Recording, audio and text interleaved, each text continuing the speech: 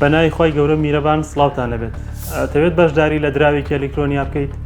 ئەمە ئەو نامەیە یان ئەو پەیامەیە یا ئەو پەیوەندیە کە بە تۆ دەکرێت، جا لە ڕێگەی وەتسەپەوە بێ یا لە ڕێگەی تەلیگرام یان ئاپێکی پەیوەندیەکان بێت. ئەو کەسی کە پەیوەندیت پێوەکانە ناسراوە و عادەتەن زۆرینەیان لە دەرەوەی وڵاتن، ژمارە تەلەفۆنی دەرەوەی وڵات بەکارهێنن. پەیوەندیت پێوەکان یان نامەت بۆ نێرن بۆ ئەوەی بتخەنە ناو گۆمێکەوە کە تۆ نەمەلەکردن ئەزانیت و نە ئەرزانیت ئەو شوێنە چەندێک قوڵە. ئامانجی ئەمان ئەوەیە کە بڕەپارەیەک لە تۆ بکێشنەوە و بیخەنە سەر حسابی خۆیان. ئیشکردنیان بەم جۆرەیە، ئەوان ئەپلیکیشنێکیان دروست کردووە بە ناوێکی ساختە، بە نمونە ناوی فەیسبوک بەکارێنن یا ناوی تیکتۆک یان ناوی ئینستاگرام.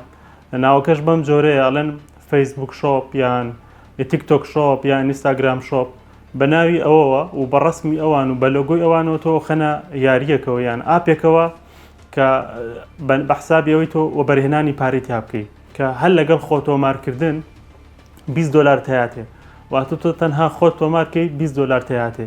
بۆ ڕۆژی دواتر ئەگەر بەردەوام بیت و بچیتەوە ناو وێبسایتەکە و بڕەپارەیە ئەگەر $50 بێ بیخەیتە ناویەوە ئەمان $20 یا $30 یا $40 ترتێنێ.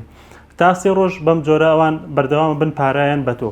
دواتر سیستمێک هێنە بەردەمت، سیستمەکەش بۆ جۆرەیە 40 پەڕە بۆ تۆ ئۆکەنەوە ڕۆژانە بێ هەرێکێک لەم پەڕانە تۆ پارەی تیا داخڵکەی کە لە کۆتاییە بە نمونە تۆ ئەگەر هەر 40 پەڕەکەت پڕ کردەوە و پارە تێ داخڵ کرد، ئەڵێ لە کۆتاییە بەپێی ئەو پارەی کە تۆ خستوتە سەر حسابەکە بە نمونە ئێمە $3000 تێنی یا $2000 تێنی، واتە ئەگەر تۆ لە کۆی 40 پەڕەکە $5000 سەرخست بێ، ئەمان ئەڵێن لە کۆی گشتی ئێمە $2500 تێنی وەکو قازانج.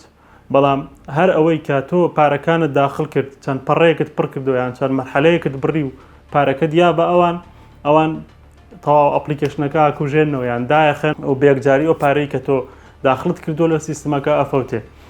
ئەم کەیسانە ئێستا ڕۆژ بە ڕۆژ ڕوو لە زیاد بوونە، تەنها ئەوەیە کە توش دەکەن و تەماحێکی کەم تێنێ بۆ ئەوەی تۆ پارەیەکی زیاتر بخیتە ئەپلیکیشنەکەەوە.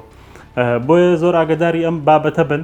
ئێستا ئەم بابەتە زۆر بووە و ئەوانشی کە پەیوەندیت پێوەکەن زۆربیان کچن و ئینگلیزی و عەرەبی ئەمانە ڕزانن و لەگەڵ کوردەکانیشە دەستیان تێکەڵ کردووە. بە نمونە تۆ ئەگەر بە کوردی لەگەڵ یانە بکەویتە قسە، ئەوان هەم گوگل ترانسلیت بەکارێنن وەڵام تێنەوە و هەم خەڵکی خۆشیان هەیە کە زمانی کوردی زانیان باند لەگەڵ باندێکە دەستیان تێکەڵ کردووە و ئەنی لە ڕووی زمان و هیچ کێشیان یە قسەت لەگەڵاکەن بە هەر زمانێکە تۆ بتەوێت و بە هەموو ڕێگایەک و بە هەموو شێوەیەک ئامانجی ئەوان ئەوەیە کە تۆ پارێک داخڵکەیت و پارەکە بەرن و زۆر کات ئەمان بەناوی ئەوە دێن کە وەبەرهێنام بکەی لە کڕینی سەعاتدا، لە کڕینی جلوبەرێک، لە کڕینی پێڵاو یان لە کڕینی هەر بابەتێک کە لە ژیانی ڕۆژانەمانە ئێمە زەڕوری بەکاریهێنی. بۆیە با ئەم ناوانە هەڵتان نەخەڵەتێنێ و ئەم ئەپلیکیشنانە هەڵتان نەخەڵەتێنێ. هیچ ئەپلیکیشن و هیچ سیستم و هیچ بەرنامەیەک نایەت بە خۆڕایی $20 بابەتۆ یا $30 بابەتۆ یا $50 بەتۆ.